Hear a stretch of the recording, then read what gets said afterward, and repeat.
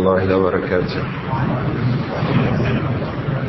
إن الحمد لله نحمده ونستعينه ونستغفره ونعوذ بالله من شرور أنفسنا وسيئات أعمالنا. من يهده الله فلا مضل له ومن يضلل فلا هادي له. أشهد أن لا إله إلا الله وحده لا شريك له وأشهد أن محمدا عبده ورسوله صلى الله عليه وآله وسلم.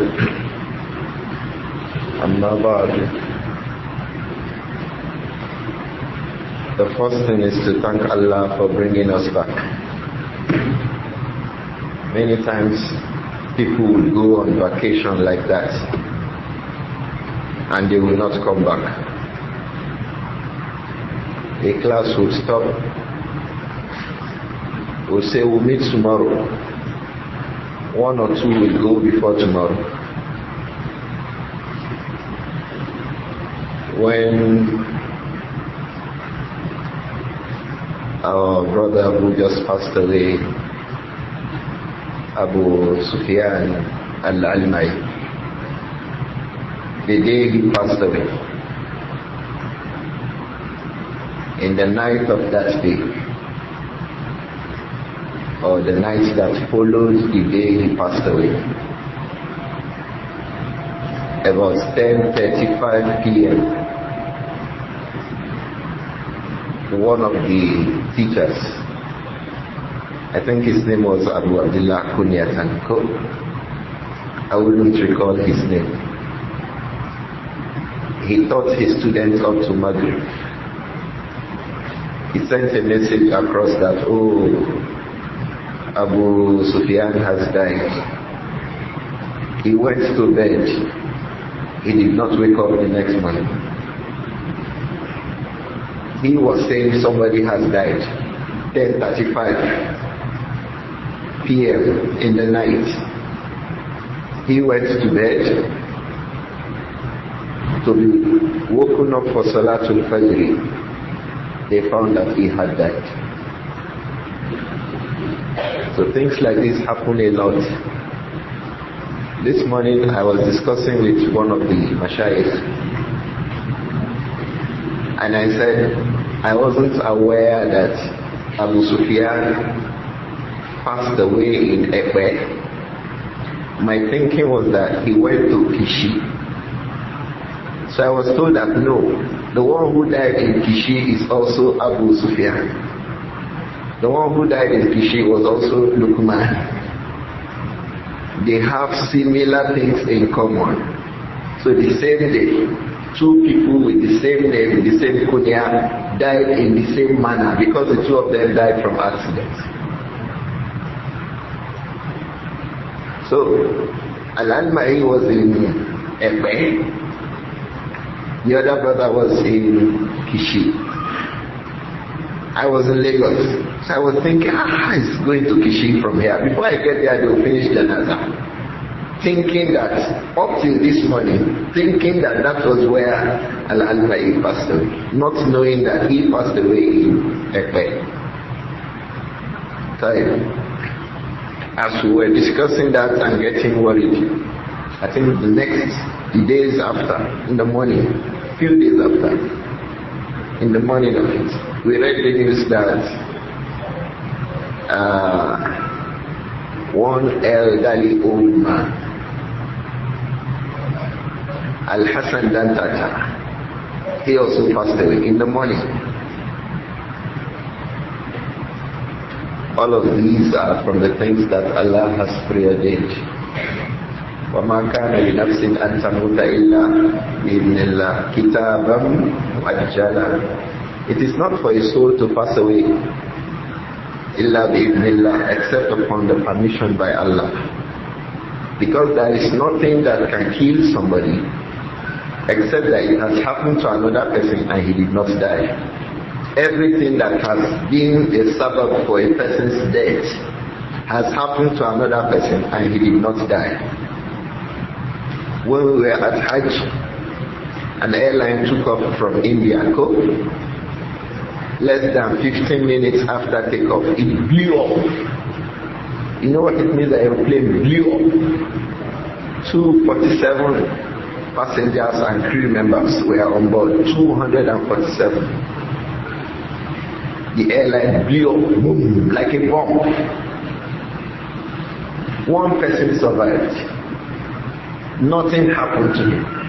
He walked out of the blown airline with his legs. In the same situation where 247, 246 died. He walked out. I read the interview that he was giving, that he granted. He said he doesn't know why he did not die and how he did not die. He showed his pictures. He only had bruises.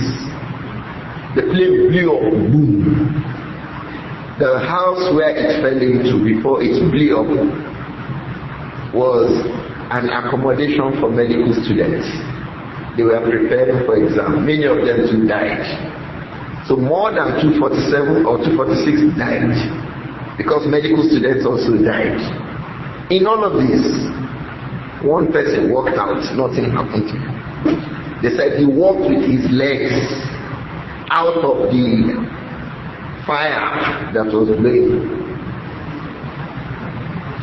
So what that tells us is that it is not for a soul to die illa bi-idhnillah. No soul will die except that Allah will, this is the permission of, okay, go now. So many things happen like that. Every people pass away here and there. I beg Allah subhanahu wa ta'ala to forgive our brothers who passed away. Abu Sufyan al-Ma'ib, and the second brother Abu Sufyan also, and the third brother Abu Abdullah. These are the people that we know. Between last time and today, many others too would have passed away. May Allah forgive all these brothers and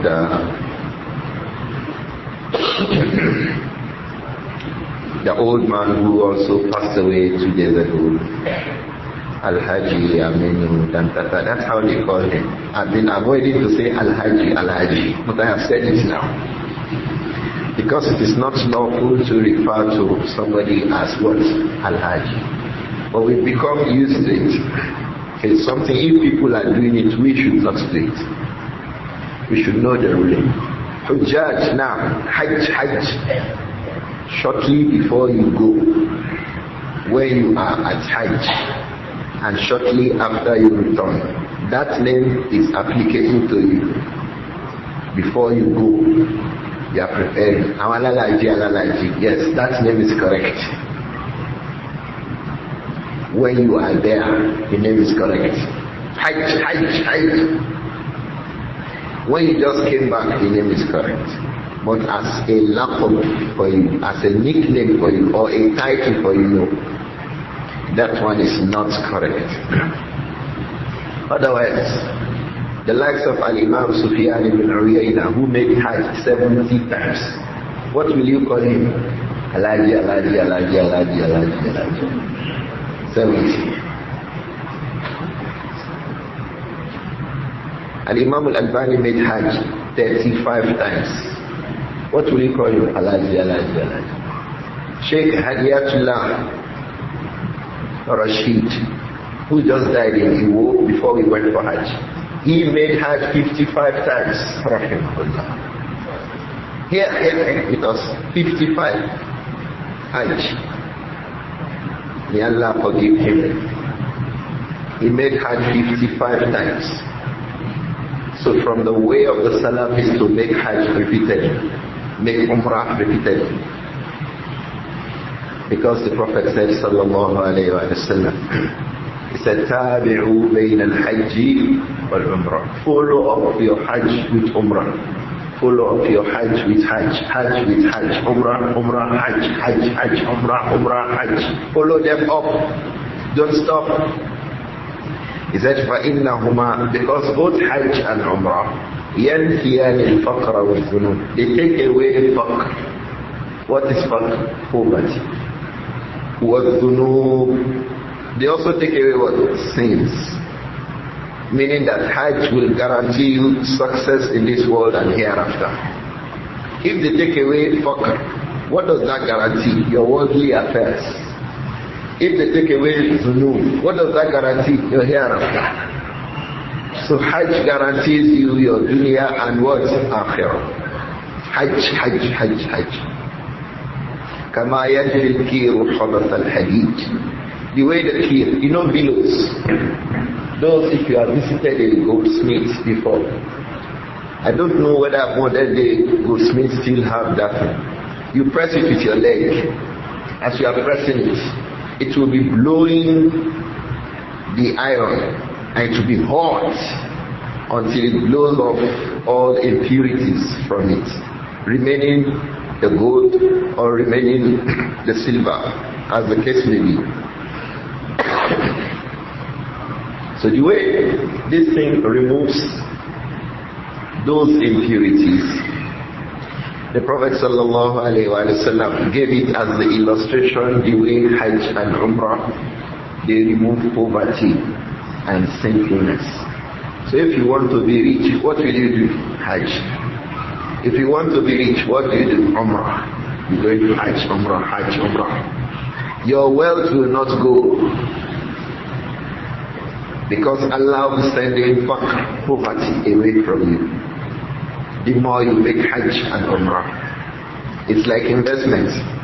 So people say, invest that money in business. That one, it is investment with Allah. هل أدلكم على تجارة تنجيكم من عذاب أليم تؤمنون بالله ورسوله وتجاهدون في سبيل الله بأموالكم وأنفسكم. And that's why the Salaf, this ayah, they say al-jihad fi sabilillahi bin nafsi wal mal is jihadul qital, and what? Al-hajj wal umrah. As-Salaf, they will say two things: wajahidu fi sabilillah, or what tujahiduna fi sabilillahi bi amwalikum wa anfusikum. They mean what? Jihad, qital, actual fight, war with kuffar. And what? Hajj and Umrah. If you go for Hajj and Umrah, you will spend money. Then you will exert yourself. You will exert. You need energy if you are in Hajj. Abdullah, you don't need energy. You're going to trek on the day of Arafah, for example. When you leave Arafah at Ghurub al-Shams, you come to Muzdalifah. That's night when you are preparing for Eid. Here at home, Hujjaj are leaving Arafah for Muzdalifah, where they are going to pass the night till the next morning. On the next morning from Muzdalifah, they trek from Muzdalifah to Makkah. The journey is 21 kilometers. That's journey, 21 kilometers. From Muzdalifah. One of the brothers we went together, he had that app that counts footsteps. So when we got to Makkah, I think we have trekked 21 kilometers. From Muzdalifah first to Mina for Ramli al-Jamrat al-Aqaba, 7 pebbles. When you are slaughtering ram, you throw 7 pebbles. You see Hujjaj very dirty, because they have been coming from Arafah. Before Arafah, they were in Mina for Yawm al-Tarwiyah on the 8th day of Dhul-Hijjah. Hujjaj in Ihram, tired, exhausted. So they throw the pebbles, 7 of them. 1, 2. For each throw they say Allahu Akbar, Allahu Akbar. In between the thumb and the first finger. Allahu Akbar, Allahu Akbar. Abdullah ibn Abbas radiyallahu anhu, he said regarding that throwing, he said sunnata abikum tattabi'u, or sunnatu abikum, as you like, tattabi'u. That throwing, you are following the sunnah of your father. Who is that? Our father? Ibrāhīm. But before that, he says Ash-Shaytānu tarjumun. It is shaitan you are stoning. وَسُنَّةُ أَبِيكُمْ تَتَّبِعُونَ. as you stone the pebbles, who are you following? The father. You stone Shaitan, following your father Ibrāhīm. And Allah had told them, وَاتَّبِعُوا مِلَّةَ أَبِيكُمْ إِبْرَاهِيمَ هُوَ سَمَّاكُمُ الْمُسْلِمِينَ. From the ways of following Ibrāhīm is performing Hajj and Umrah.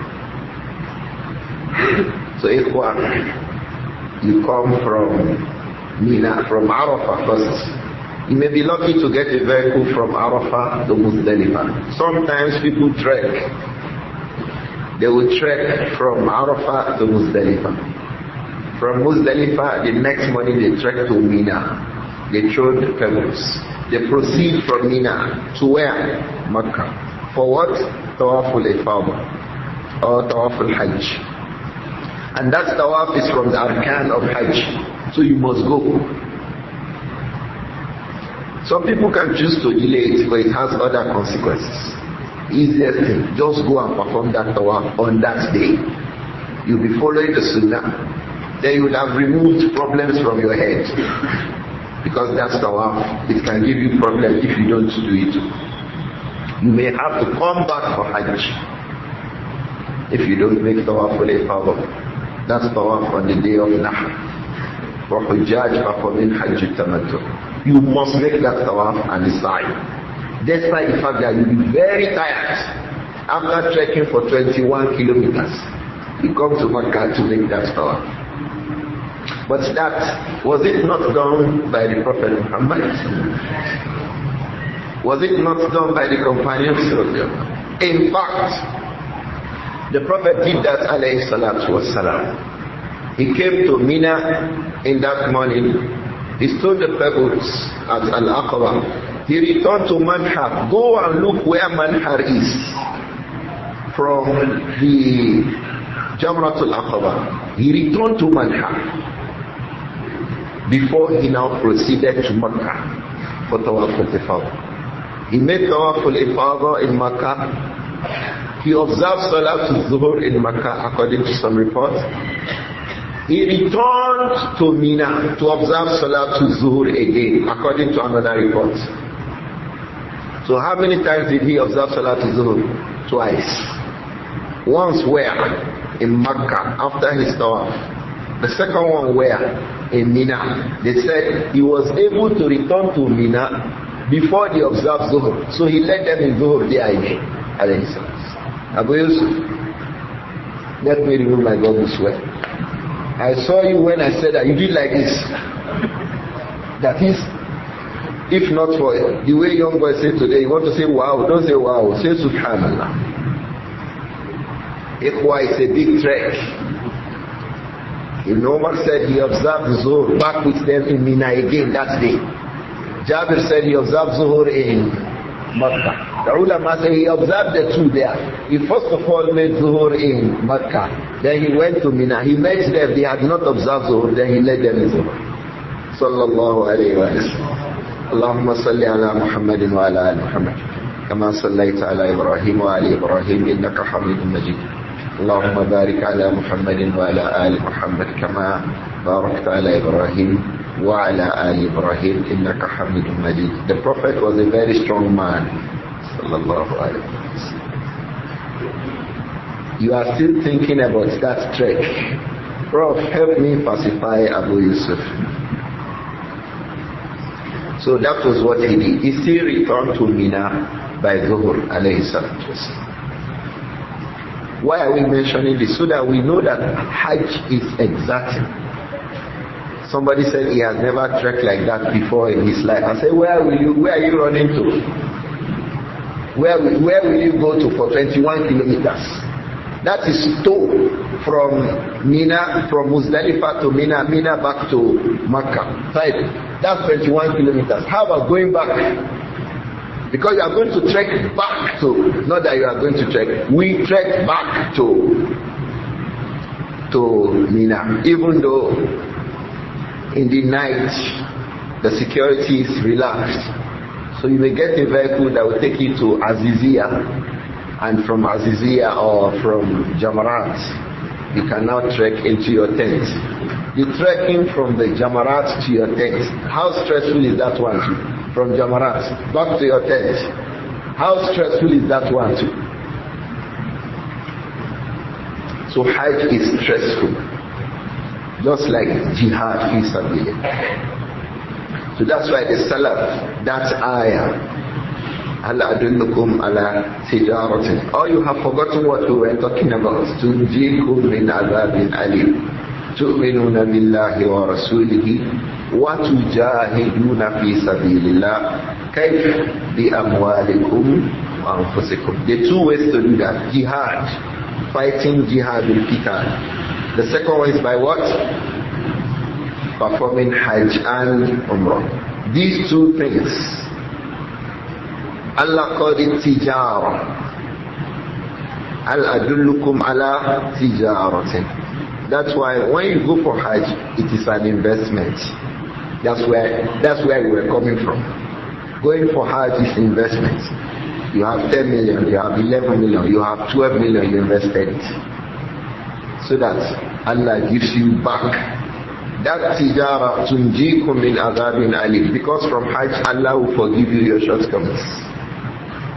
He explained it to Tu'minuna billahi wa rasulihi. Because there cannot be jaza, reward for good deeds except upon iman.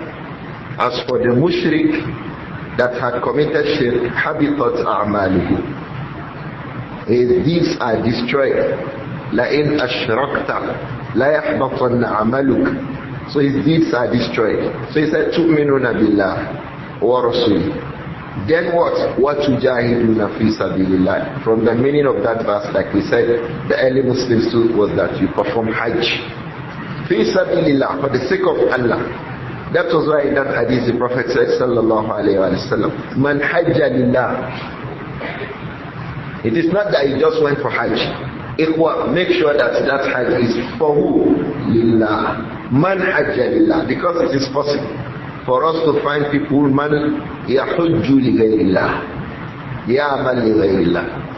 And he had promised us that man amila amalan ashraka fi ma'i ghayri taraktuhu wa shirka. So that one no rewards. So he said, tu'minuna billahi wa rasulihi wa tujahiduna fi sabilillah. How do you do that? With your money and your strength, your body. And that's why you always hear people die in Hajj, people die. Just like people die in jihad. People die in Hajj. Just like they die in jihad. When we were younger than this, if you wanted to go for Hajj, everybody will be crying. Why? They are afraid that maybe if you go, you will not come back. Because that time, these heat that we are now running away from, on the day of Arafah it was about 52 degrees. If you came out of your tent, it was like you take a pin. You are, getting a pin to hit your body. That's how the sun was penetrating. And the government was sending text messages. People should not come out. They should go to the tents. Go to the tents, everybody. And the tent, our tent is bigger than this masjid. Big tents, maybe double of this masjid. One tent. So there are a lot of people in that tent. That tent can take maybe 800 to 1,000. Those of us in our own tent were up to 800 or 1,000. But you know what? The tent was very cool. The AC, very cool. So they are shouting, don't go back to your tent. So if you need to go and make wudu, that is when you feel the sun. You quickly make wudu. Three times? No. Once, quick. You will quickly remember the hadith of Abdullah ibn Abbas. Make one dua. One. Why? So that you quickly run back to your tent and have your relaxation in the tent. So Hajj is stressful and it's an investment. So if you have spent money going for Hajj, that money is not a waste. Some people who don't think deep, they will say, we go 12 million. We are about to invest here. We mean, more to invest here.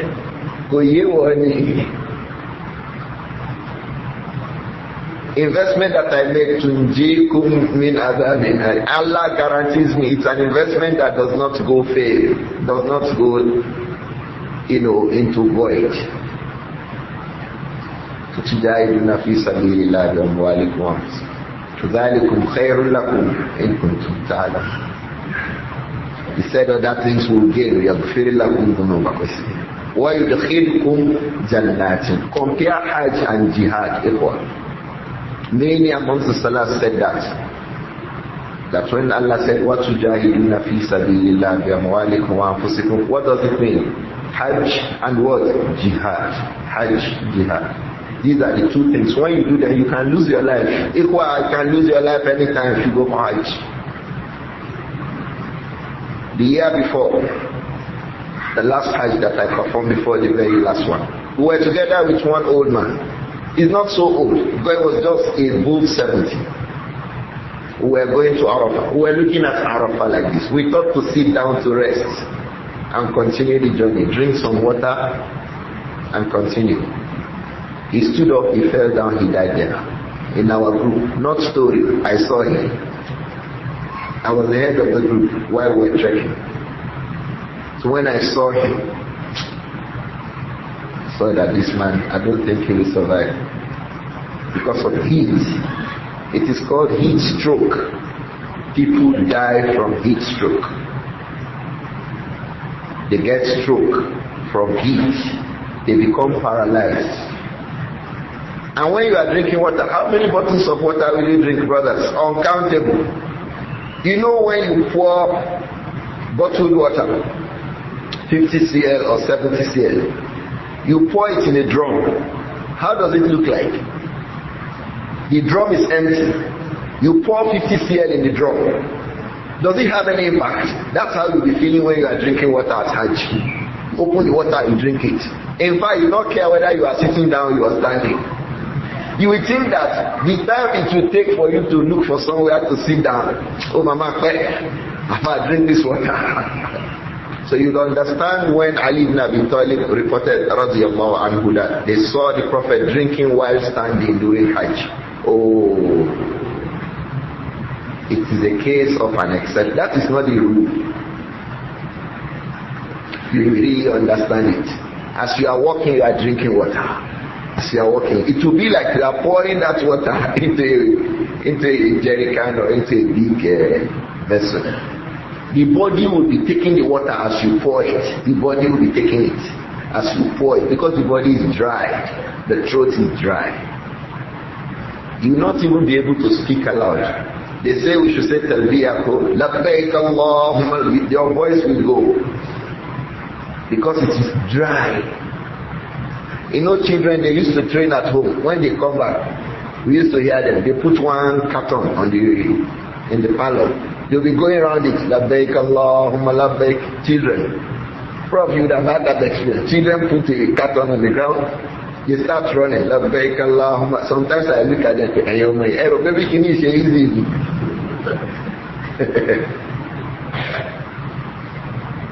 So, Ikhwa, let us all fix our minds to make more Hajj. Those of us who have not gone, start preparing for it. As some people will say, Maniyawa,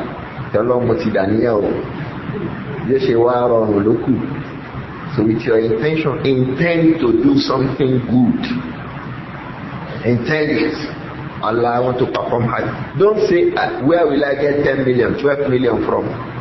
Abdur-Raūf, is that question a valid question? It's not a valid question, okay? It does not concern you. The one that you are dealing with, you are telling, he knows how to go about it. You don't worry about that one. Just be making your own effort. Allah, take me to Hajj. Don't say, Allah, give me money to go for Hajj. You know what? You can get the money, you may not be able to go. The year before this very last one, I got a Hajj visa. I got a ticket. I was at the airport. Airline did not carry me. Me. Not a story. Me. I had the ticket. I had my visa. I had a passport. I was denied entry on it. And anybody you think in this country who can address that matter puts his mouth, but it did not work. In fact, somebody offered to carry me on a private jet. It did not work. So you now say, not your efforts. So when Allah wants to take you, He will take you. So that one who can take you, no matter your condition, about Rahman. No matter the condition.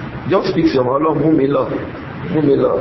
Allah, whom He love. That is what you should be saying. Don't say Allah, whom He love. We have removed that one. It's not about money. Sometimes you have money, you have sound health, you have everything, but you can't go. How many Hajj do you think Dangote has performed? He does not have money. He does not have airline to carry him. He does not have visa. But why is he not going? Because Allah has not preordained it for him. Allah has not invited him. I met one of our, he's older than me. But in this country, I'm sure if they are counting 10 richest people, before they count 5, they will count him. I met him in Medina. He said, I'm Nāsir. Please beg Allah for me. Allah should be bringing me to Hajj. I was with a brother. I touched the brother.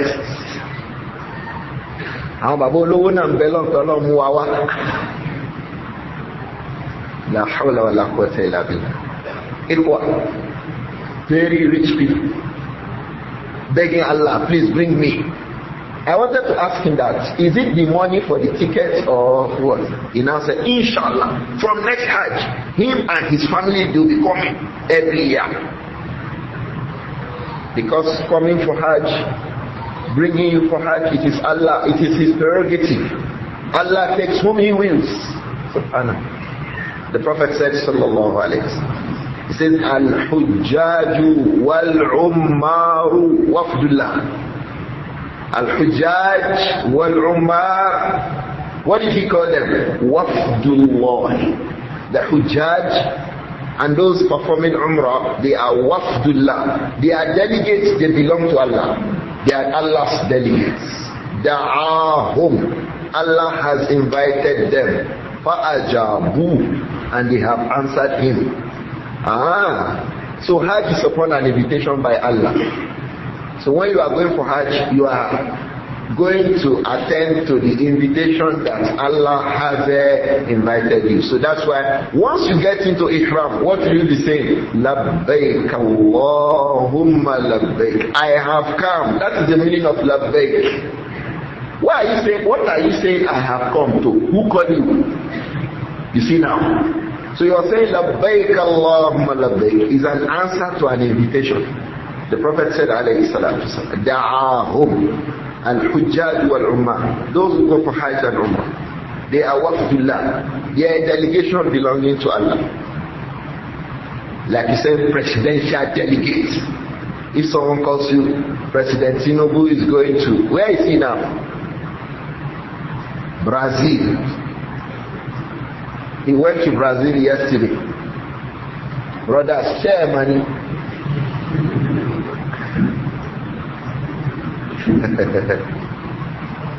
It's good to be correct. It's good to know what's going on in dunya. Your president is in Brazil.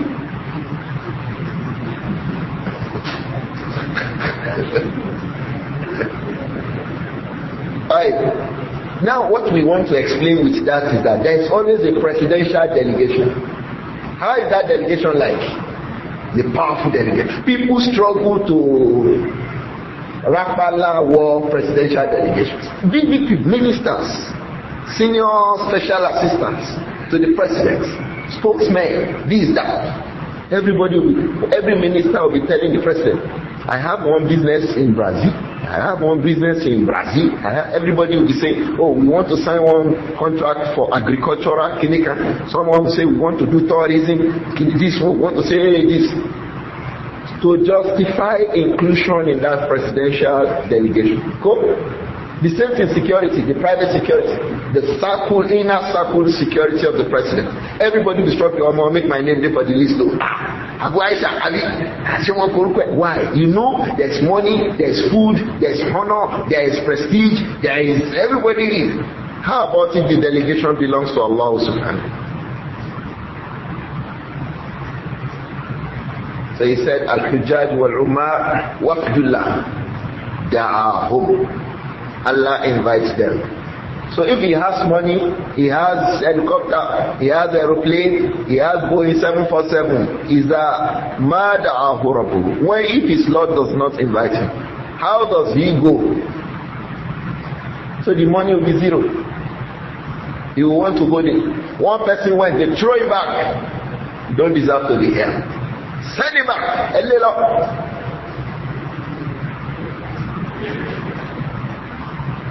He came, he said, he has already performed Hajj.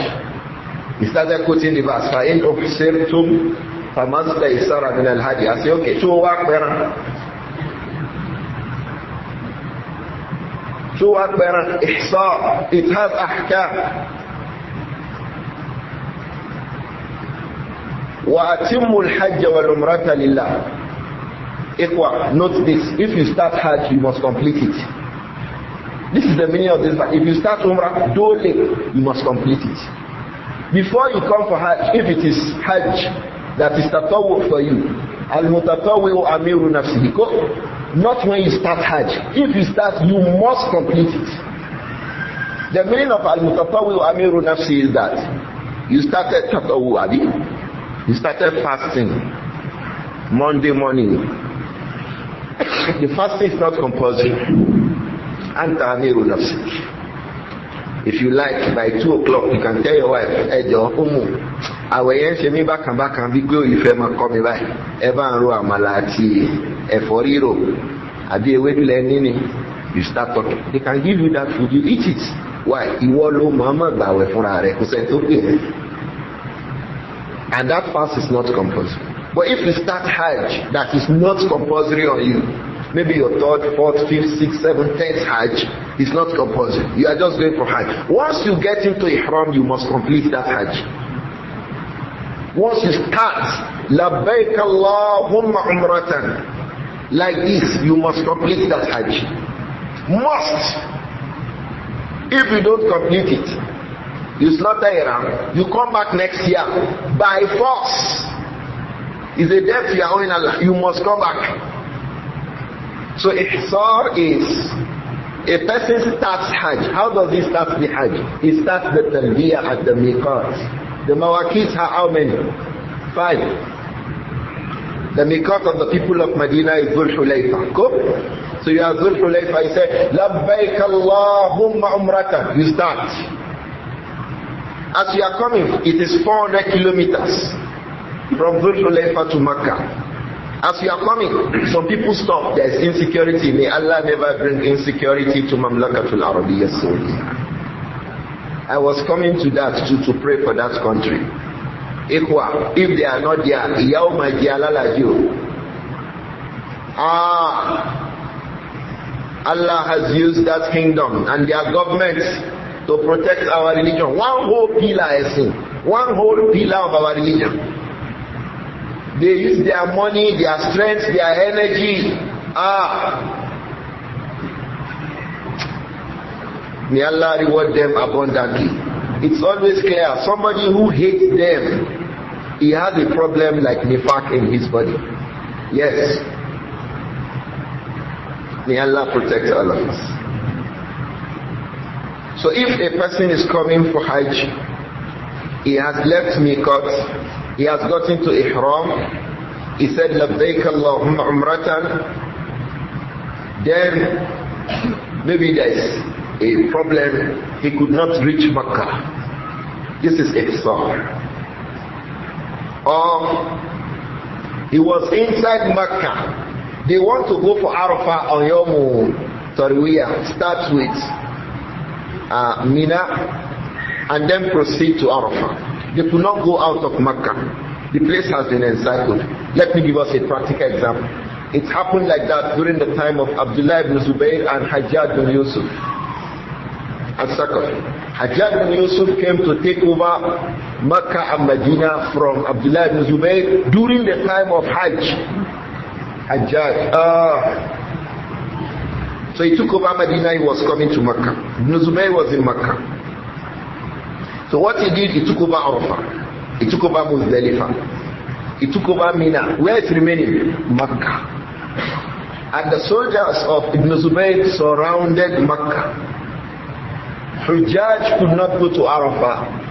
Those at Arafah could not come to make Tawaf al-Ifadah. This is ihsar. فَإِنْ أُحْصِرْتُمْ. If you become prevented, you cannot go to Arafah if you are in Makkah. Or you are in Arafah, you cannot come back to Makkah for Tawaf al-Ifadah. This is ihsar. Something happens, you cannot continue with Hajj. It is ihsar. And it has ahkam. That's why it says, if you now want to exit Hajj on the 11th day of Dhul Hijjah, before people of Makkah could go to Arafah. Arafah has already gone, so no Arafah again. فَمَسْتَيْسَرَ مِنَ الْحَجِّ. At that, for them to exit Hajj, they must slaughter a ram. Now, this ram they have slaughtered, it has a condition. If they gave ishtirat, if they made sharts, what is that? That time from miqat, you say, Allahumma mahilli haythu habastani. Oh Allah, this Hajj or Umrah, I am going to stop it wherever you stop me. Wherever you, Allah, you stop me. You make me become unable to continue. That's where I stop. If you made ishtirat and there is ihsar, you don't have to come back next year. Why? You already told, you gave a shout as you were entering ihram that mahilli haythu habastani. Allah, the place I will end my Hajj is where you stop me. So the Hajj will end there if he could not come into Makkah, or he could not go from Makkah to Arafah. Hajj will stop. He will go out of the Ihram. He will not need to come back next year. But if there is ihsar, prevention, to be able to continue your Hajj, and you didn't make ishtirat, you slaughter your ram, you go out of ihram, you still need to come back next year to complete that Hajj. Do you understand? Do we see the difference between the two? So the man who was expelled from Jeddah, or who was expelled from Medina, he has not even gone to ihram. So if does not come in his own circumstance.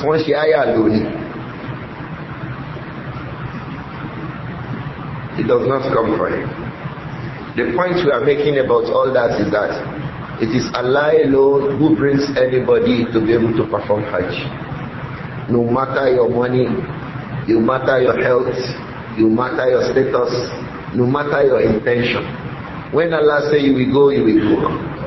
When Allah says you will not go, get ready for anything, you will not go.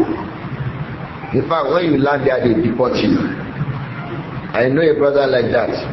He landed in Jeddah. They found out that the visa with which he came was a fake visa. They sent him back to Nigeria. I know Saudi could say a job. Have you a job at Saudi?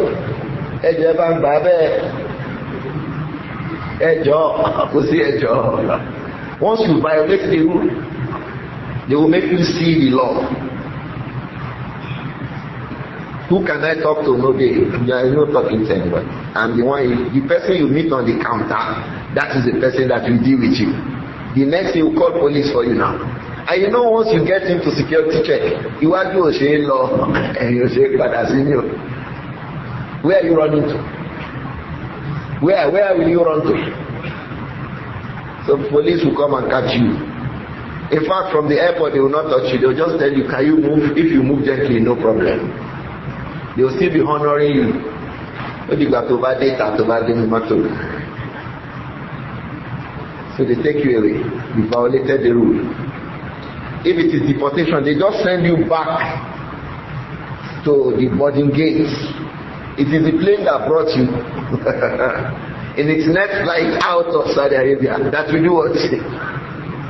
That will take you back. If it is airpiece you took from Lagos, airpiece could be 109, you'll be over there. From Lagos to Jeddah, airpiece Hamani. They have flights. I wanted to join them through that last Hajj. One big man told me I should go and join the flight. They've arranged me to join the flight. I got to the airport. It was a day to Arafah. They say, join that flight. Say, Nakon flight. One big man in Nakon say, I will not go and join. I went to the airport with my luggage. They said, no, the flight is taking off from Kano. I was preparing to get a flight to Kano. Somebody just said, call Kano first. We called somebody in Air Peace Kano. They said, no, they have cancelled that flight. That was my last effort. A day to Arafah, I knew that to Hajj LA, Sallu ala Nabi Kareem. I went back home. I know Arafah was on Saturday the year before, not this very one. This one Arafah was on Thursday. The other one Arafah was on Saturday. And no fasting for us. No fasting on Saturday. So I told them, Ejevan wa se motobada ati obe for hero. Ba lo ajeja. So that was when I now accepted that what they call kamu. But you know what? Because my mind had been off, I wasn't sleeping. I was hoping to go. That was when all those sleep that I was not sleeping. So if you ask me what was I doing that day, I was sleeping. I slept until after Asr. So it was after Asr, I now made tilawa, started doing adhkar like the rest of the people. Before that, I was sleeping. They came to wake me up. I said, this sleeping that I'm sleeping is ibadah. Why? Any sleep you sleep to be strong for ibadah is what? Ibadah. Any sleep you are sleeping so that you can have strength for ibadah. What is the ruling of that sleep? Ibadah. Take note of this. The sleep you sleep to gain strength so that you too you can sit down till hour, this, that. That sleep you are waiting for is ibadah. So intend this when you sleep. In the night when you want to sleep, intend that this my sleep is to gain strength for qiyamul layl. All that sleep you are sleeping, wallah, is ibadah for you. Allah will reward you for it. So I slept, woke up before I started participating in the worship like the rest of it. I also went to Eid. It was in Lagos. One brother saw me. He moved his glass like this. He was looking at me. Nāsir. I thought he would think that you are supposed to be in Makkah. He was looking at me. I was looking at him. I removed my eyes. After the Salatul Eid, he wanted to greet me. He shift back again. Maybe it's not the Abu Nāsir. I was laughing inside me. Then he saw me with children that he would not think that they are my children because they have a complexion different from my own. So you think, is this person the person he is thinking or not? He could not greet me. He could not say salam alaikum. He was just looking at me. I knew the problem he was in. I just allowed him to go like that. So may Allah make us perform many more Hajj. May Allah accept them when we perform them. May Allah accept them when we perform them.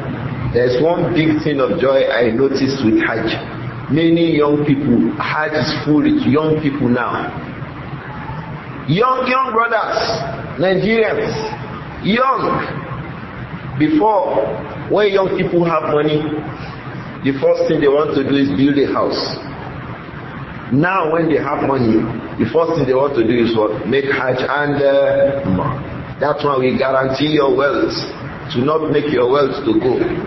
It will make your wealth to grow and multiply. The world will be expanding. You'll be going for Hajj and Umrah. And your sins will be going away. You're getting closer to Allah. Allah will be forgiving your sins. And you'll be increasing your wealth. Hajj is very... Many brothers perform Hajj. And I was very glad. At Hajj. Many brothers. Abu Abdur-Rahman was there. Mufti. Where is Mufti? Safa. Mufti was in Hajj. He was just giving fatwa like this. Abu Ahmad Mudir. Shabab Mudir too was in Hajj. Have you collected Saraba Hajj from him? What house has called him? Abu Saraba. What he brought from Hajj. Shabab. Did you collect from Abu Ahmad? What he brought from Hajj? One brother threatened me. He was in our hotel. I think that was Abu Abdur-Rahman. Because they are hiding that person. I was asking, they are hiding the person. The day we got to Makkah, the following day, I saw Musnad Imam Ahmad, 50 volumes, with the tahqiq of Shaykh Shuaib al-Arnaout. I said, who bought this book? The brother said, yeah. See, now they have not confessed who bought it. I just know that it is one of them. Very good book. Very important book in the science of hadith. The Musnad of Imam Ahmad by the tahqiq of Shaykh Shuaib al-Arnaout in 50 volumes. Very important book. But me, I don't have it. See now. May Allah provide for me. You need a lot of money to buy that book. Abu Abdur-Rahman, even if you don't tell me who owns the book, will you tell me how much you bought the book?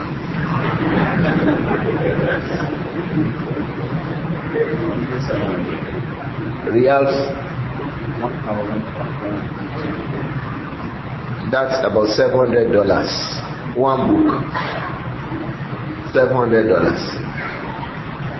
$100 is 158,000 naira as of yesterday. So 700 times 158,000. That is the cost of the book. Let's say 150. 150 times 700. How much is that?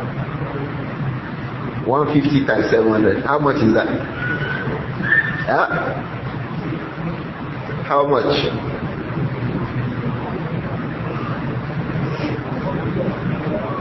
$1,050,000 naira. That time during Hajj, dollar was high because it was in high demand. 1 million naira, one book. That's why I was even to be tolerable in today. You need money. May Allah give us money halalan tayyiban wasi'an mubarakan fihi. May Allah give us good money. Ni'mal malu salih li rajulin salih. Good money is good for a good person. Because he will not use it to do any other thing except what? Goodness. The money is good. He himself is good. What will you get? Good times 2 or good squared.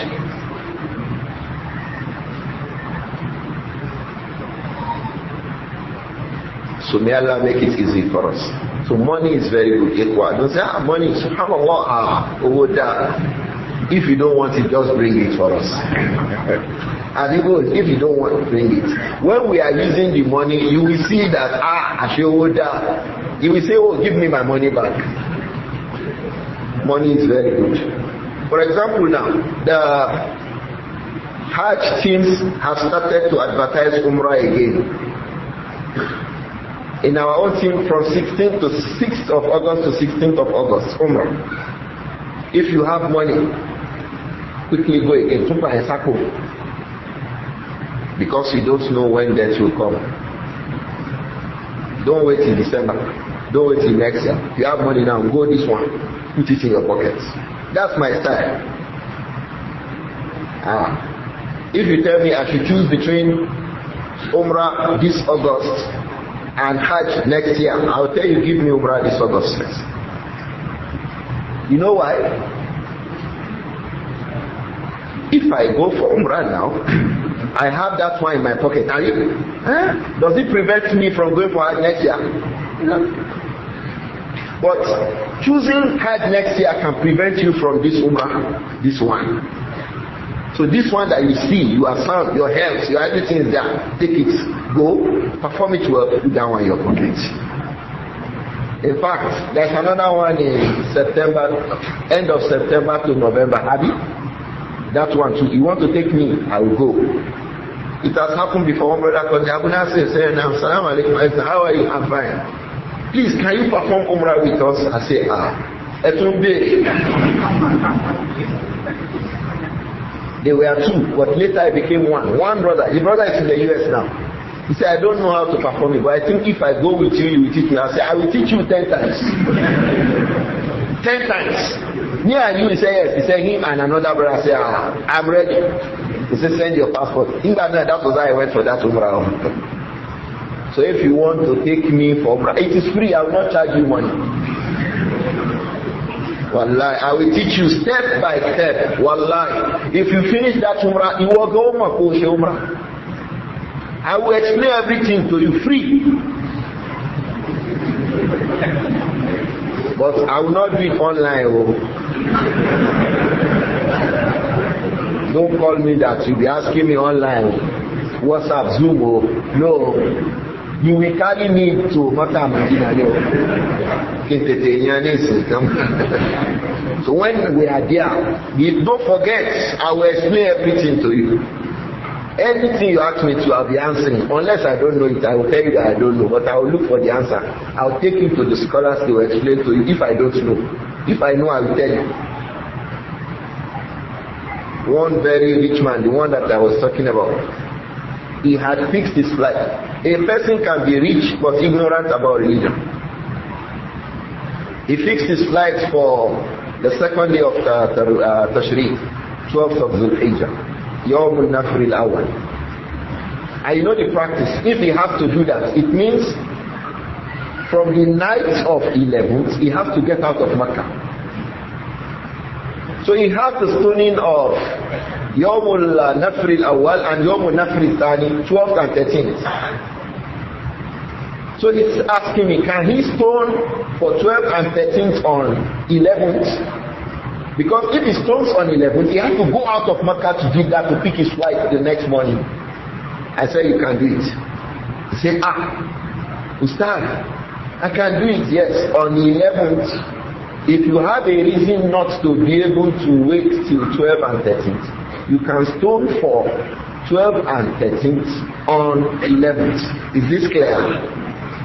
He now said, this one, I've never asked you for evidence before. Anytime I ask you a question, once you explain to me, I will accept. This one, you must give me hadith quickly. Quickly. Who was there? I collected Nāsir al-Hajj from one of the brothers. When we were returning from Makkah to Mina on Yawm al-Nahri, it was Abu Khadija. I said, about one Nāsir al-Hajj. I collected and I saw the hadith. I went to lift the hadith. I translated the hadith and I sent it to him. The hadith of Abbas and others who found it hard to be able to stay in Mina because they were Ru'atul Jannah. They are headsmen. So they will not be able to take care of their animals if they are in Mina. So they begged the Prophet Sallallahu Alaihi Wasallam, can we remain in Makkah? So yes, you can remain in Makkah. But you will come in. It does not mean that not remaining in Mina on 11, 12 and 13 is not important. It actually means that there's a rukhsah for people who have hajat. There is a leverage, there is a ease for people who have strong need. So I asked him, can you change his flight? I said, Kai, you can't change that flight. It will be difficult. The money is much. I said, go. He was telling me, Jazakallah. You created a way out for us. So if you want to consult me, don't phone me. Just carry me to Makkah, Medina. I will explain everything. I will show you everywhere where you do everything. Because me too, I will be doing it. So Ikhwa, make Hajj, make Umrah. May Allah accept the Hajj. May Allah accept the Umrah. And take us many more times. Hajj is very, very important. Hajj is very, very... We cannot finish talking about the importance of Hajj and Umrah. Be that as it may, before we call it a day, Bismillah, we like to go back to our book, Ad-Durar Al-Bahiyyah fil Masail Al-Fiqhiyyah, by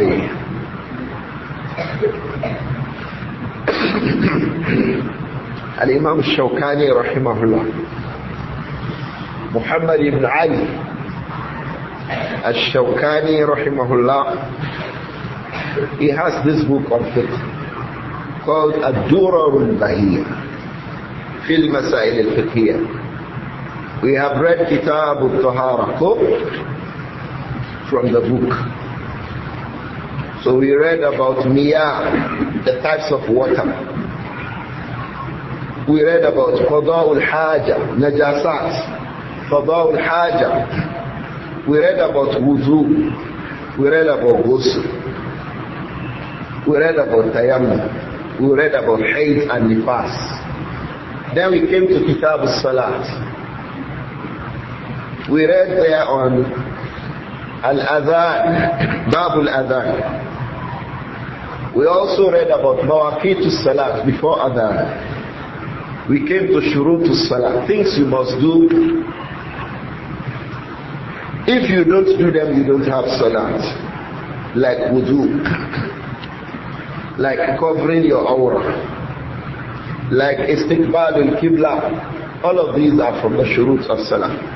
We have studied all these things that I'm talking about. Then we came to Kayfiyat al-Salah, how to actually observe Salah. That one took us a lot of time.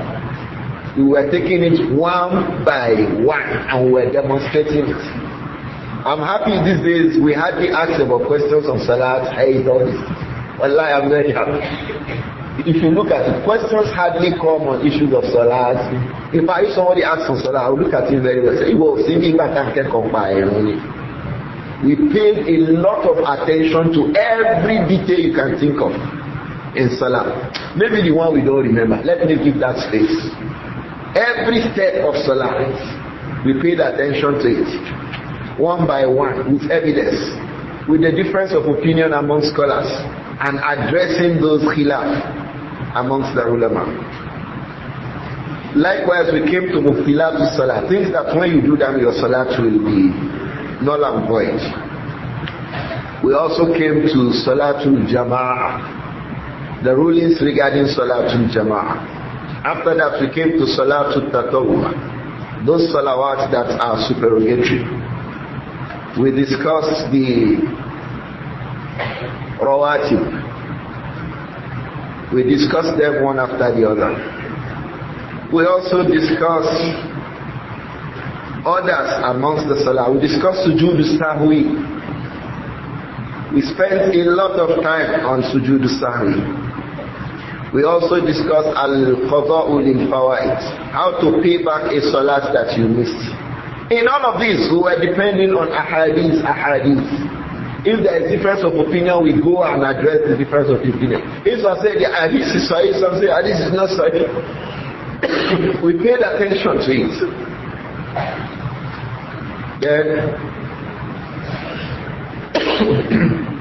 we discussed Salatul Jum'ah. These days, many times when I go to masjid for Salatul Jum'ah, you see people misbehaving.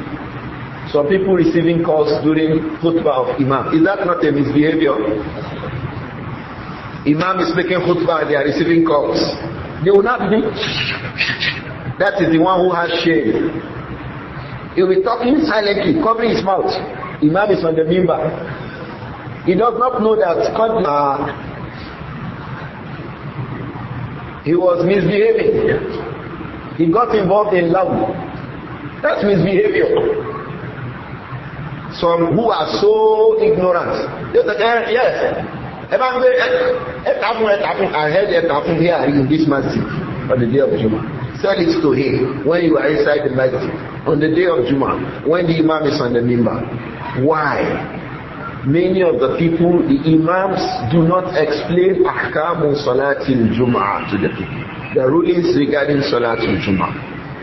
Ikhwa, let us pay attention to it and spread it. I wish that those brothers who used to bring out audios from our audios, we go and bring out Salatul Jum'ah. Ahkamu Salatul Jum'ah. Please do it. It will help a lot of people. Extract it. We read it for about 3 or 4 weeks or 5 weeks on Jum'ah. Issues of Jum'ah, adab, so many things connected to Jum'ah. I remember for 2 consecutive weeks we are discussing Fadlu al-Jum'ah, Fadlu Yawm al-Jum'ah. We read a lot from Zad al-Ma'ad by Ibn al-Qayyim on Fadlu, the virtues of the day of Jum'ah. Please, I hope that it will be extracted. It is full of a lot of benefits, inshallah. We too will remember, we recall so many things if we listen to it again. We discussed Salatul Jum'ah, the time of Jum'ah, the compulsoriness of Jum'ah, all those adab, at-tabukir, going to the Jum'ah early, wat-tatayyub, making sure that you have perfume on you, wat-tajammulu, wal-dunuwu min al-imam, Tajammul, dressing properly on the day of Jummah. Even though in mosques like this, if you dress too properly on the day of Jummah, as you are coming, those people begging money, they will not allow you to go. It's a common practice and it is bad. I wish that the Imams can talk about it. It's very, very common. The fact that Muwagbada does not mean that I have money inside Agbada. Me, as I'm sitting here today, how is this my Agbada on me? MashaAllah. The way you say it. But I don't have 1 naira on me as I'm sitting. 1 naira. You must say, you see 1 naira. 1 naira. That is what people find to it. 1 naira no day for my pocket. So if I dress like this to Juma, somebody now comes to me and like you'll be saying as if Kawa sọ pé kò sí 5,000 tẹ́ pín fún gbogbo wa ahun ni. You are stingy. You will be committing sins. So many times you want to come to Juma, you want to dress well, but you find it difficult. Why? They will follow you until they get to your car. There's a young man, every Juma he sees me. If you follow it, he says, Aliyy, a God of meaning can say, he said to me, because he has turned it to something else. So when he talks, I reply, I must give him something. That is not the usloob of asking.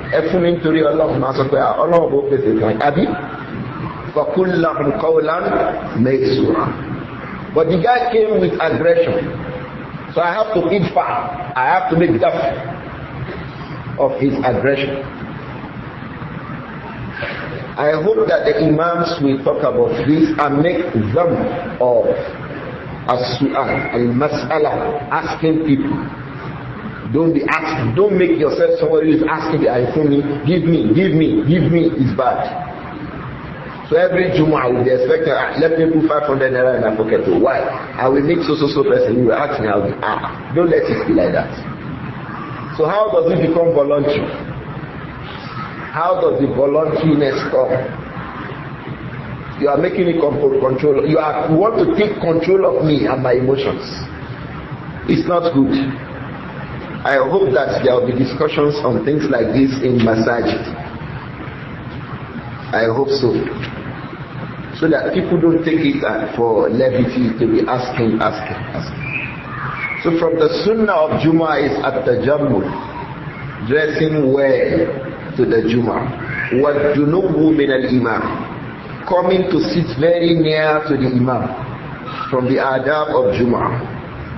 Then he said, وَمَنْ أَدْرَكَ رَكْعَةً مِنْهَا فَقَدْ أَدْرَكَهَا. If you meet 1 rak'ah of Jummah, you have met Salatul Jummah. That means if you want to pay back, what will you pay back? 1 rak'ah. And it also means if you don't meet any of the 2 rak'ahs, what will you pay back? You pay back Salatul Zuhr.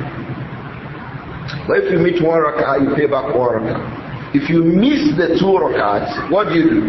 You pay back Zuhr, 4 rak'ahs.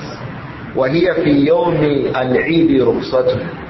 Salatul Jummah is Rukhsa Yawm al-Eid. It's Rukhsa Yawm al-Eid. If you like, you come for Jummah. If you like, don't come for Jummah. It happened this last Eid. The discussion, okay, if I don't come for Jummah, should I still pray Zuhur at home? Many of the scholars say pray Zuhur. Don't ask me what should I do. Pray Zuhur. Khuruja min al-khilaf. You go away from khilaf if you pray Zuhur. Then we came to Salatul Eidain. All of these we have discussed it in Ad-Durar Al-Bahiyyah. It was very interesting. I really enjoyed those classes then. We discussed Eidain. Then we discussed Salatul Khawf, the prayer in the time of fear and war. If you ask those in Israel or Iran or Gaza, you know how important that Salat is. Until recently, the brothers in Qatar, they felt it. Only one day, they shot 14 missiles towards Qatar. 14. And 13 were deflected. Only 1 landed. One brother said to me that one appeared as if it wants to land and the missile detector just took it away. Say, but that's why the deflector comes and takes. So in that case, how do you perform salah? Fi shiddatil khawf. When fear becomes so serious. We discussed it. We gave a lot of examples. And the various forms of observing that salah. We also discussed salah to safar. Salah when you travel. What do we call that salah to safar? Al-Qasru. He said, يَجِبُ الْقَصْرُ عَلَى مَنْ خَرَجَ مِنْ بَلَدِهِ قَاصِدًا لِلسَّفَرِ. So this is the basic rule about Salatul Qasr. What is the basic rule? Al-Khuruj min baladika qasidan lisa. Going out of your city, intending that by your going out, what are you doing? I'm traveling. This is the meaning of Salatul Qasri or Salatul Safar. The Salah you observe when you are upon Safar. Don't ask me how many kilometers, how many meters, how many miles, no. Are you traveling? Yes. You are Musafir? Yes. Observe Salatul Safar. وَإِنْ كَانَ دُونَ بَرِيدٍ. Even though the length may be less than 12 miles, because one barid is 12 miles. So it does not have to be upon 12 miles or less, no. Once it is Safar, I always believe that those people living in Owode, Ede, Aboshogolowode, Joshogolowode, Are Ede Nkejabi, Joshogolowode, Àwọn ẹja bèèrè lọ́wọ́ àwọn ọmọ ẹ̀dẹ́ tó ṣùgbọ́n lówó dé ní bí wọn ò dá wa lóhùn wọn ò gbà báwọn ikọ̀ ẹ̀dẹ́ bí wọn ò dá àwọn ò gbà àìdá wọn ò túmọ̀ sí pé wọ́n ti wá gbà pé owó dé ibùn àbẹ̀rẹ̀ gan wọn ò ní gbà.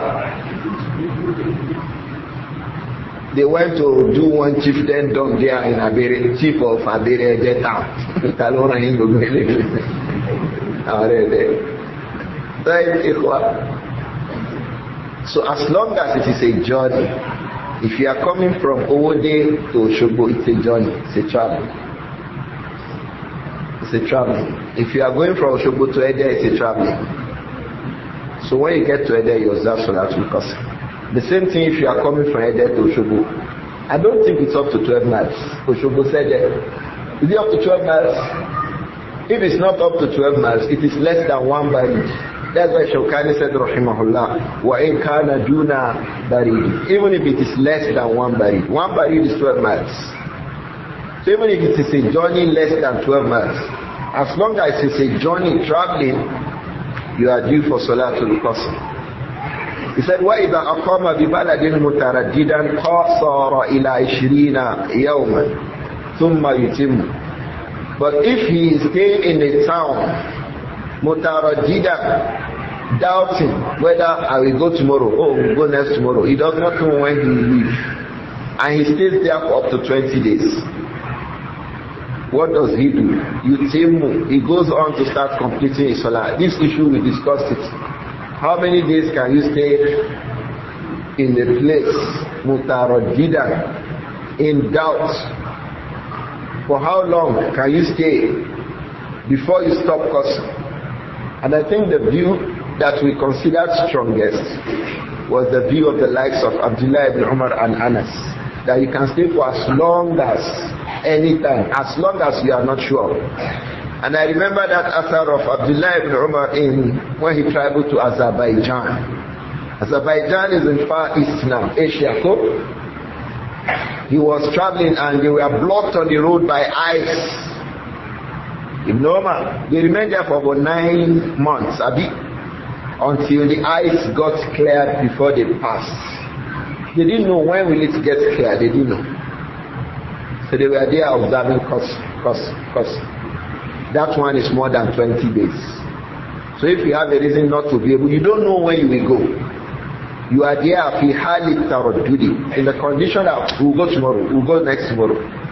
You can observe your qasr for as long as you are in doubt.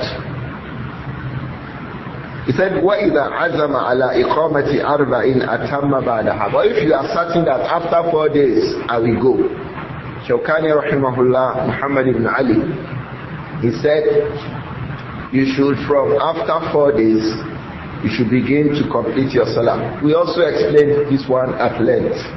Just go back to those audios and your jottings at that time. Likewise, we came to Salatul Kusufayn or Khusufayn. Go Kusuf or what? Khusuf. Either bil kaf or bil kha. Kusuf or Khusuf. Khusufu Ash-Shams. When the moon covers the sun. Sometimes it can come the other way around. The sun will cover the moon. So in the night everywhere will be bright. The other one, in the afternoon, instead of seeing the sun, what will you see? The moon would have blocked the sun. So this salah, it has a sifa. It only happened one time in the time of the Prophet Muhammad, and that was the day his son Ibrāhīm died. So Khusuf al-Shams occurred on that day. That hadith was reported by about 21 companions. But the biggest hujjah in that bab is the hadith of who? Asma'u bintu Abi Bakr as-Siddiq. So that salah is 2 rak'ats. In those 2 rak'ats, you make ruku 2 times. In 1 rak'ah, ruku 2 times. You go to ruku, you come back standing, then go to ruku again. We explain it. In some riwayah, you go to ruku 3 times. In some riwayah, you go to ruku 4 times. In some you go to ruku, I think 4 times was the maximum. We explained how do we know what was right and what was not right. We explained all of this. That the most correct thing is to go for ruku 2 times. Go ruku 2 times. Salatul Kusuf. You read plenty surah. You go to ruku, you stand up from ruku, you start reading again. So you do that in 2 rak'ats.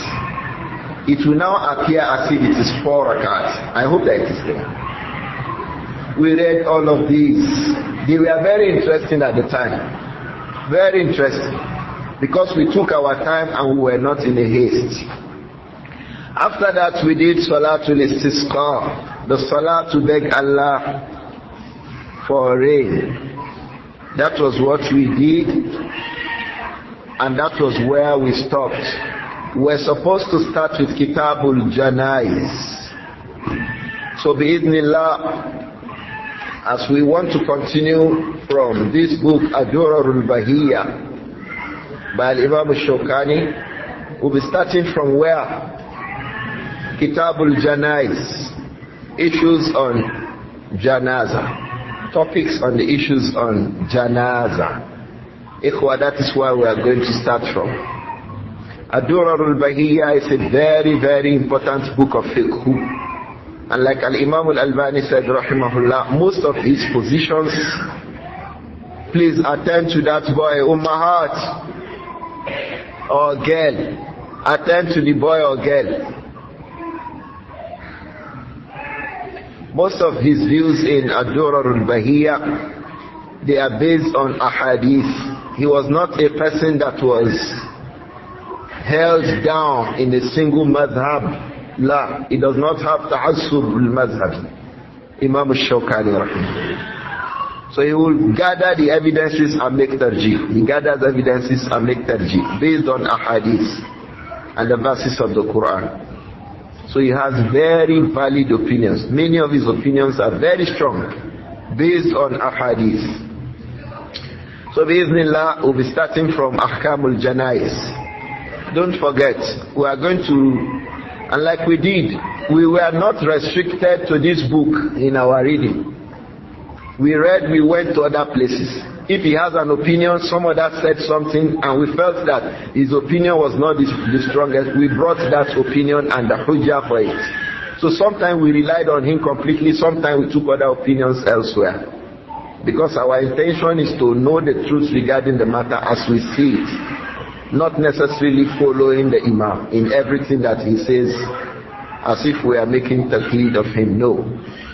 So bi'idhnillah, we'll be reading from Ad-Durar Al-Bahiyyah. I was thinking I will introduce some of the shuruh of Ad-Durar Al-Bahiyyah to us.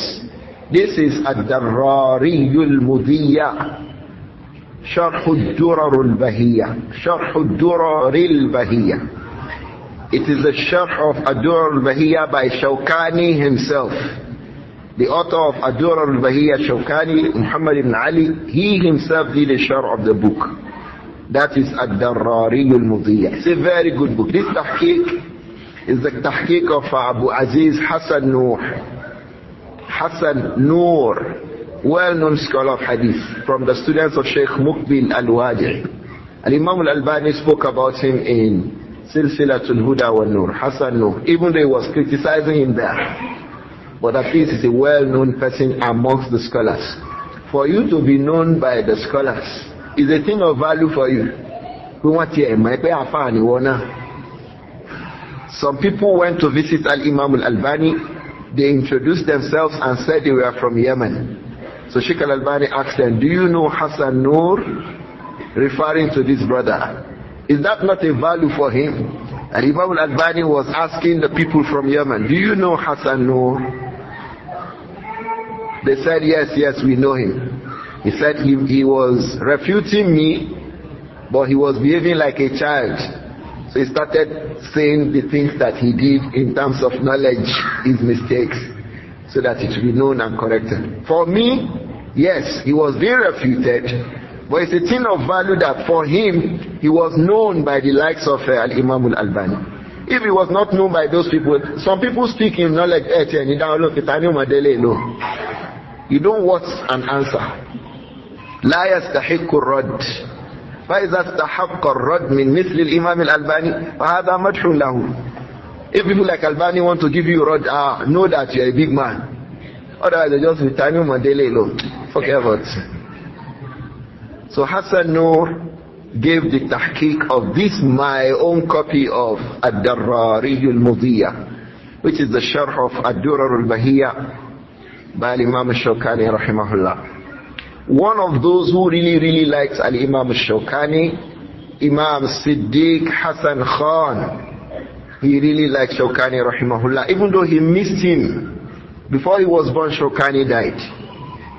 But he used to call Shawkāni Shaykhana. Some people think that Siddiq Hassan Khan Al-Kannawji was the student of Shawkāni. It's a mistake. So why is it Shaykhana? It does not mean that it is his Shaykh fil ilm. Because man allamani harfan, anybody who teaches me a harf, he has become my teacher in that knowledge. One harf. Ibn Taymiyyah said so too. One harf. So he benefited a lot from the knowledge of Al-Imām Ash-Shawkāni. So he used to call him my Shaykh, my Shaykh, my Shaykh. So Siddiq Hassan Khan, he also took Ad-Durar Al-Bahiyyah by Shawkāni, and he did a sharh of it. He called it Ar-Rawdatun Nadiyah. Sharh Ad-Durar Al-Bahiyyah. Shawkāni sharh is Ad-Durar Al-Bahiyyah. Siddiq Hassan Khan, his own sharh is Ar-Rawdatun Nadiyah. Al-Imām Ahmad Muhammad Shakir, he took Ar-Rawdatun Nadiyah and he did a ta'liq on it.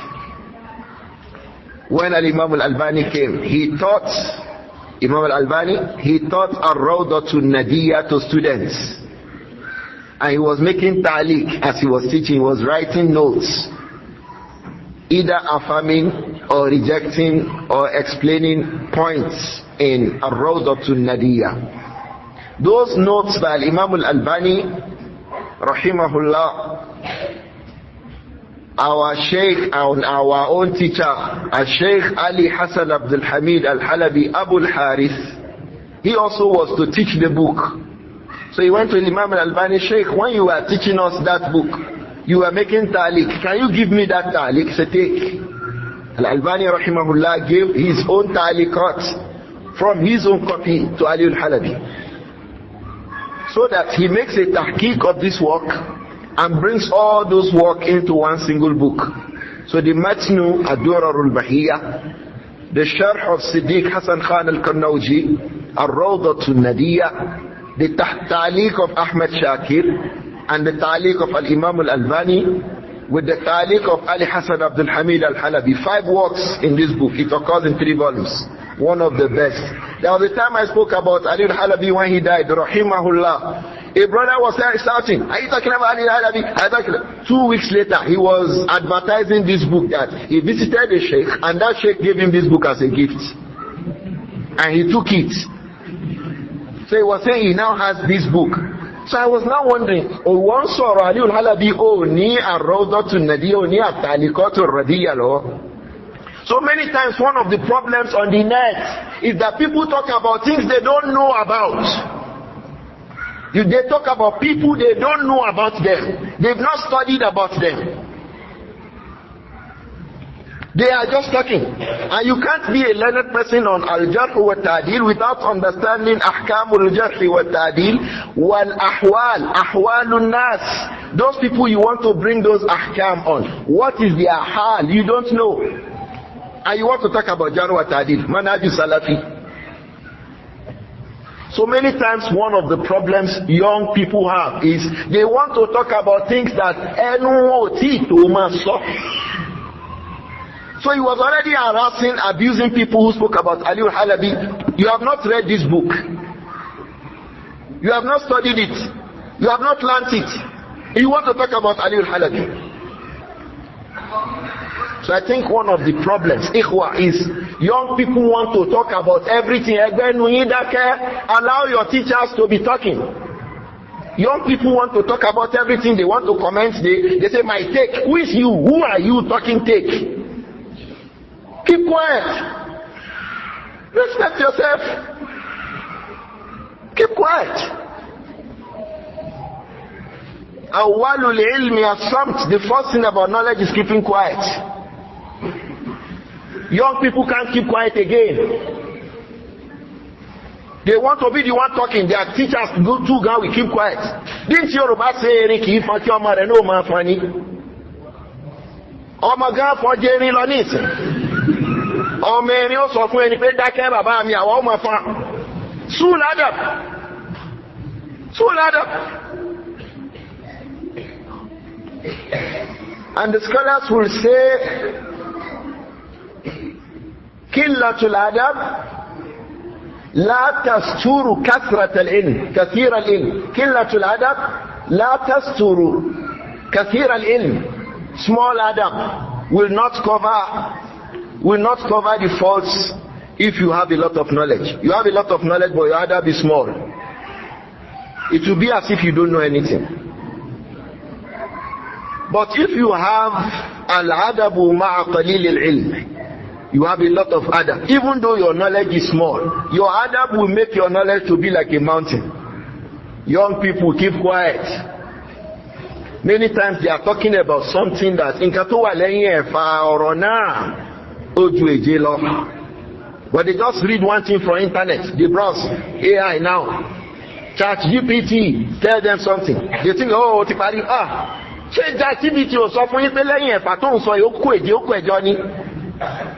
ChatGPT will always tell you that ask scholars, just like the Quran said. But young people want to say everything. They want to be talking. My take. Should you have a take? Should you not just read and keep quiet? So that young brother, after 2 weeks, attacking Aliyy al-Halabi. He was given a gift of a book by Aliyy al-Halabi. He took it and he was happy. What is that? Wallahi, this book is a very important book. Al-Imām Al-Albani said so. Rahimahullah. It is At-Taliqāt Ar-Radiyya. It contains works of 5 scholars. The first of them, Al-Imām Ash-Shawkāni, the Matn, Ad-Durar Al-Bahiyyah. The second of them, the Sharh of Ad-Durar Al-Bahiyyah by Siddiq Hassan Khan Al-Qannawji, Al-Bukhari, Rahimahullah. He has a Sharh of the Matn. Al-Imām Ahmad Muhammad Shakir, Muhaddithu Ahli Diyar al-Misra. He has his ta'liq on Ar-Rawdatu an-Nadiyya. Al-Imām Muhammad Nāsir Al-Albani, Muhaddithu Asrihi, Rahimahullah. He has a tahqiq and ta'liq on the 3 earlier works Ash-Shaykh Ali Hassan Abdul Hamid Al-Halabi was authorized by Imam Al-Albani to carry it out, and after that he made a muraja of it. Ali Halabi Onima Albani Soke Waniko Shishay Oma who try good work. That don't call warning to shake. Who taught you your own sunnah? Always ask people, you see them, and if a man has everyone there, sunnah. I don't call one sunnah. People don't ask that question again. Afa kan ni kiri ka ebi sunnah to nso ta lo ko imboloti ko wa ma ko sunnah imboloti ko sunnah. If you look at mutashaddidin, usually they don't have anybody who taught them the sunnah, and the so-called manhaj they say they are protected. Ta lo ko wo ni sunnah re. That's for that. There's also this sharh by Ibrāhīm. It also occurs in 2 big volumes on Ad-Durar Al-Bahiyyah. Very good work too. His own, he gave the sharh on that. He was making the tahqiq explaining the ahadith that Al-Imām Ash-Shawkāni depended on. And he was explaining the Masail al-Fiqhiyah too. His name is Ibrāhīm. He was very useful. Very useful. Very useful. So that's another sharh on Ad-Durar Al-Bahiyyah. Then Al-Shaykh Muhammad Subhi Al-Halaq, one of the scholars from Yemen, he also did a sharh on Ad-Durar Al-Bahiyyah. He called it Al-Adillatur Radiyah Limatn Ad-Durar Al-Bahiyyah. Al-Adillah, giving the evidences that we are pleased with for the points that were raised by Ash-Shawkāni in Ad-Durar Al-Bahiyyah. Very, very good book. Very good book. It's a sharh on Ad-Durar Al-Bahiyyah. I hope that young boys, Ikhwa, buy the books. If I'm going to classes, I read everything that I can find. And I go out of these works too. But if you have these works, it will benefit you. The more you can find sharh to read on any issue, the better for you. So before we come to class, we're always thinking, what can you say? What will those we want to tell, what will they say? So I hope that to be a means of benefit. One of the shuyukh to Sa'd-ud-Din ibn Muhammad al-Kabbi, he did At-Taliqāt al-Zahiyyah Al-Durar Al-Bahiyyah. Very good book too. It was very useful for me when we did Ad-Durar Al-Bahiyyah. Another way to handle these matters is, for every topic, those scholars who have written specific books on them, I always go back to them. This is on Ad-Durar Al-Bahiyyah now. It will help me understand and explain every point Shawkāni is talking about, and the matter from the angle of Al-Imām Shawkāni. There's another work you need, Nailul Awtar. For every issue here, go back to Nailul Awtar. What did Ash-Shawkāni say? It will tell you the matter, the views from Ash-Shawkāni's angle. But you can go to other scholars. Take Ibn Hajar, for example, in his sharh on Sahih Bukhari, Fathul Bari. For each point that Ash-Shawkāni said, how did Ibn Hajar discuss it? Very important. Very important. Now, after Ibn Hajar, because we are discussing Janaiz, you come back to Ahkamul Janaiz. By who? Al-Imām Muhammad Nāsir Al-Albani. You will gain a lot. Ahkamul Janaiz. Some young boy shouting Salafi. Oh, Ahkam Janaiz, yo. Salafi manhaj. They don't pay attention to books like this. So Bismillah, one of our basic resource material will be Ahkamul Janaiz. And an additional resource material for these lessons on Ad-Durar Al-Bahiyyah from Ahkamul Janaiz is all the works of Shaykh Muhammad ibn Adam al-Ethiopi, beginning from his sharh on Sahih Muslim, his sharh on Sunan al-Nasa'i, and his sharh on Sunan al-Tirmidhi. All of them. Because sometimes he does not hold the same opinion in all the three books. The first book he wrote was Sunan al-Nasa'i. So you can read his sharh on Sunan al-Nasa'i, see he has an opinion. If you come to his work on Al-Bahr al-Muhit, the sharh of Sahih Muslim, you see that he has another opinion. You come back to Tuhfat al-Talib al-Ahwal, his sharh on Sunan al-Tirmidhi, you see that he has an opinion again. It will be very, very useful to go through all these works. Me, I'm not a person who, when I explain something, I will tell you something. Me, wa feke mabite bitiri. Ibite me oti mari musafiyan. So you to go back there, so that when you hear something, you don't say, one year Abu Nāsir something like, you'll be saying, I can't tell you. Eme fiti apama, me le soroka ki ma sorotia. So some people, they will not say that what they saw is in one book, so that you will think that it was ilham they got from Allah. So when your students want to say, they say, our Shaykh said, they get a fatwa. So bito tiri. How on Allah woman? I'll mention the matter and I'll stop there. A brother was following all our classes on Ad-Durar Al-Bahiyyah. When we stopped, he met Abu Ali first. The brother is in Ilorin. The elderly brother, very learned. I think he met Abu Ali here. He came to Oshobo to look for me. He met Abu Ali. Afa Shuaib, where is he? Baboni microphone. He said, I like to see Abu Nāsir. They said I was not in town. I traveled. So Abu Ali tried to press him. What are you looking for him for? He said, I listened to his class. If he mentioned any book, I write down the name of the book. If he say volume and page, I write down the volume and page. I will now go and check. Is it true? Me, I didn't know. His own job is to know that place where I quote, volume this, page this. He will write it down. The name of the book. What I read, he will write it down. He will now go and be checking the books one by one. So, you know what he's checking? Amanatul ilmiyya. It is lawful.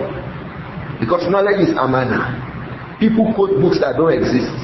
They call volume and page, they don't exist. Some people don't even see the book, they just talk. Some people didn't read anything. Some people saw it in internet, they didn't say it, they saw it on internet. Me, I don't read the internet to prepare for class.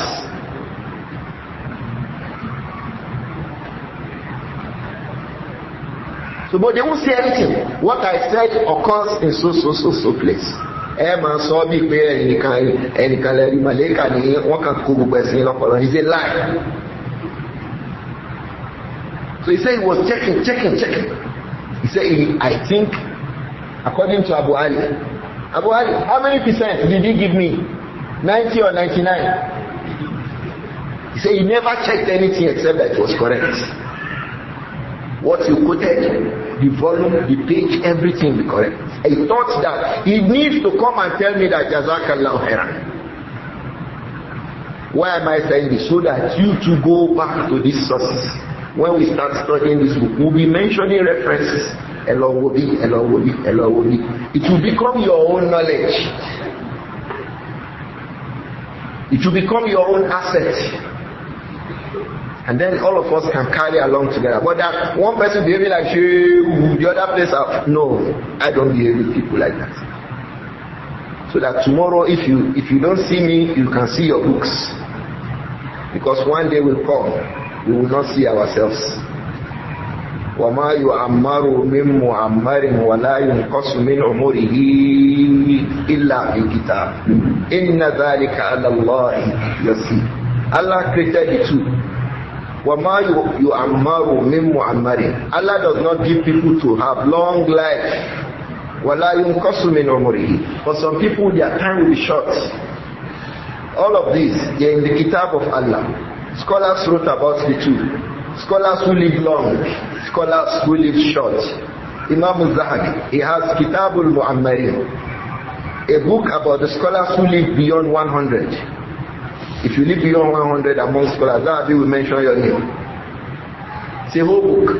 هَؤُلَاء مُعَمَّرُونَ. Allah give them long life. Likewise, some people's life will be short. It will just come and they will go. The brother who just died was just 30-something years old. I was thinking he was a good 40. I was corrected. He was, people say 36. Emma saw 36. He's younger than 36. Allah Sahih. I heard it this morning. He's younger than 36. This is Yunqasu min umrihi. Allah gave him small life, but he achieved a lot. Allah, he achieved a lot. And it's not the first one. Mu'adh ibn Jabal did not reach 40. He died at about 36. The one who compiled At-Targhib wa At-Tarhib, Abdul-Azim ibn Abdul Qawi, Al-Mundhi, he was also young. He did not reach 40. Many scholars did. Al-Imām Muslim died at age 45. Many scholars did not live long. What we want to live long, oh Allah. We want to live long upon goodness, teaching people, explaining religion. But Allah has final decision. It is written, Illa fi kitab.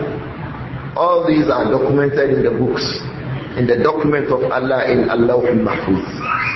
Allah ended it, said, Inna dhalika ala Allahi yasir. It is easy for Allah. So, but what's the preparation you students will take? The preparation is the way they are referring to books. You should be looking at the books, be gathering the books. Now the students of Al-Imām, where will they go to now? Even if they will go not now immediately, they will still be dumbstruck about the information of his death. So what will they be learning now?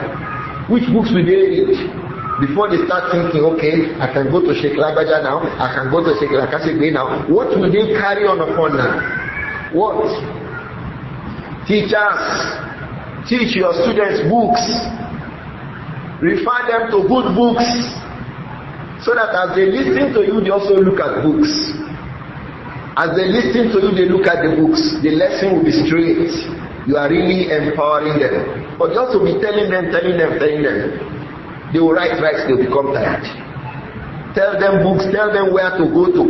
What you say, tell them where you saw it. If you do that, you are empowering your students. May Allah forgive each and every one of us. The time is fast, and Bismillah will come back to our book Ad-Durar Al-Bahiyyah from next week, from Ahkam al-Janaiz. May Allah make us live till then and thereafter. Allahumma salli ala Muhammadin wa ala ali Muhammad kama sallaita ala Ibrāhīm wa ala ali Ibrāhīm innaka Hamidun Majid. Allahumma barik ala Muhammadin wa ala ali Muhammad كما باركت على إبراهيم وعلى آل إبراهيم إنك حميد مجيد. اللهم حبب إلينا الإيمان وزينه في قلوبنا وكره إلينا الكفر والفسوق والعصيان. اللهم اجعلنا من الراشدين. اللهم اقسم لنا من خشيتك ما تحول به بيننا وبين معصيتك ومن طاعتك ما تبلغنا به جنتك ومن اليقين ما تهون به علينا مصائب الدنيا. اللهم متعنا بأسمائنا وأبصارنا وقواتنا ما بقيتنا واجعلها الوارث منا واجعل ثأرنا على من ظلمنا وانصرنا على من عادانا ولا تجعل مصيبتنا في ديننا ولا تجعل الدنيا أكبر همنا ولا مبلغ علمنا ولا إلى النار مصيرنا برحمتك يا أرحم الراحمين. ولا تسلط علينا بذنوبنا من لا يخافك فينا ولا يرحمنا برحمتك يا أرحم الراحمين يا ذا الجلال والإكرام يا حي يا قيوم. اللهم صل على محمد وعلى آل محمد كما صليت على إبراهيم وعلى آل إبراهيم إنك حميد مجيد. اللهم بارك على محمد وعلى آل محمد كما باركت على إبراهيم وعلى آل إبراهيم إنك حميد مجيد. سبحانك اللهم وبحمدك أشهد أن لا إله إلا أنت أستغفرك وأتوب إليك.